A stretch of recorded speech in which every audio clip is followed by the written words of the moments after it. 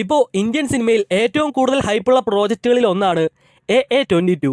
ആറ്റ്ലിയും അല്ലു അർജുനും ആദ്യമായി ഒന്നിക്കുന്ന പടം. ഇതൊരു വലിയ പടമാണ്. കാര്യം കൺസെപ്റ്റ് വൈസ് ആണെങ്കിലും കാസ്റ്റ് വൈസ് ആണെങ്കിലും ബഡ്ജറ്റ് വൈസ് ആണെങ്കിലും വലിയ സ്കെയിലിൽ സംഭവിക്കുന്ന പടമാണ്. ഏതാണ്ട് 700 കോടിക്ക് അടുത്താണ് ഈ പടത്തിൻ്റെ ബഡ്ജറ്റായി പറയുന്നത്. ഒരു സിംഗിൾ പാർട്ട് സിനിമയ്ക്ക് ഇത്രയും വലിയ ബഡ്ജറ്റ് എന്ന് പറയുന്നത് തന്നെ വലിയ കാര്യമാണ്. സൺ പിക്ചേഴ്സ് ആണ് ഈ പടം പ്രൊഡ്യൂസ് ചെയ്യുന്നത്.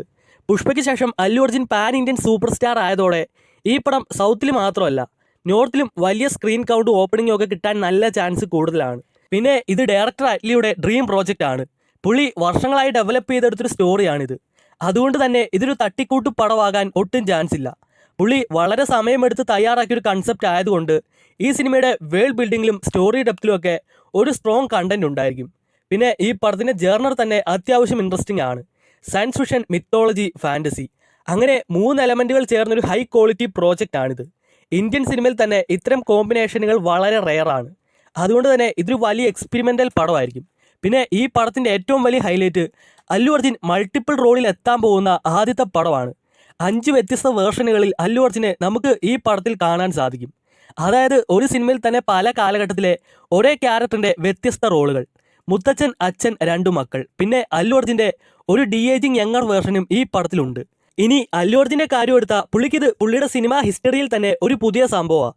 കാര്യം അല്ലു അർജുൻ ഒരിക്കൽ പോലും ഒരു പടത്തിലും ഡബിൾ റോളിൽ എത്തിയിട്ടില്ല.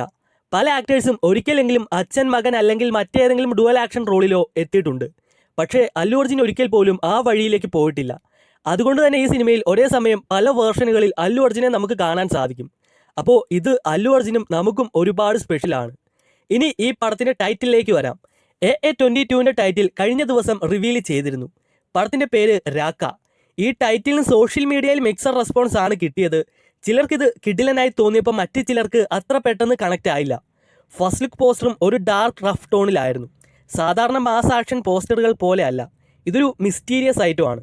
ആറ്റ്ലിയുടെ സ്ഥിരം ഫസ്റ്റ് ലുക്കൊക്കെ വെച്ച് നോക്കിയാൽ ഇതൊരു പൊടിക്ക് നിരാശയാണ്. പക്ഷേ ഒരു പോസ്റ്റർ മാത്രം കണ്ടിട്ട് ഒരു സിനിമയെ നമുക്ക് ഒരിക്കലും ജഡ്ജ് ചെയ്യാൻ പറ്റത്തില്ല. പല വലിയ സിനിമകളും ഫസ്റ്റ് ലുക്കിൽ വലിയ ഇമ്പാക്റ്റ് ഒന്നും ഉണ്ടാക്കിയിട്ടില്ലെങ്കിലും റിലീസിന് ശേഷം വലിയ ഹിറ്റായി മാറിയിട്ടുണ്ട്. ഇപ്പോൾ ഒരു ഉദാഹരണം എടുത്താൽ നമ്മുടെ കൽക്കി സിനിമയിലെ പ്രഭാസിൻ്റെ ഫസ്റ്റ് ലുക്ക്, അത് വന്നപ്പോഴും ഇതേ അവസ്ഥയായിരുന്നു. അന്ന് ആ പോസ്റ്റർ എന്തോ ഒരു ഊക്ക് വാങ്ങി കൂട്ടിയെന്നൊരു കൈയും കണക്കുമില്ല. അപ്പോൾ ലുക്കിലല്ല കണ്ടന്റിലാണ് കാര്യം. ഇനി ഈ പോസ്റ്ററിലേക്ക് വന്നാൽ അല്ലു അർജുൻ ഒരു വെയർ വൂൾഫ് ലുക്കിലാണ്. ഇത് പടത്തിലെ ഒരു അല്ലു അർജുൻ്റെ ക്യാരക്ടർ ലുക്കായിരിക്കാം മേ ബി. ഇനി പടത്തിൻ്റെ ടൈറ്റിലേക്ക് വന്നാൽ രാക്ക. ഈ രാക്ക എന്ന പേരിന് പിന്നിൽ ഒരു വലിയ മിത്തോളജിക്കൽ കണക്ഷൻ ഉണ്ട്. ചില ഭാഷകളിൽ രാക്ക എന്ന വാക്കിന് പൗർണമി, അതായത് പൂർണ്ണചന്ദ്രൻ എന്നൊക്കെ അർത്ഥമുണ്ട്. ഇതുമായി ബന്ധപ്പെട്ട ചില കഥകളും നമുക്ക് മിത്തോളജിയിൽ കാണാം.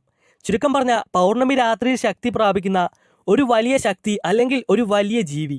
ഇതിനെപ്പറ്റിയായിരിക്കാം ഈ പടത്തിൽ പറയാൻ പോകുന്നത്.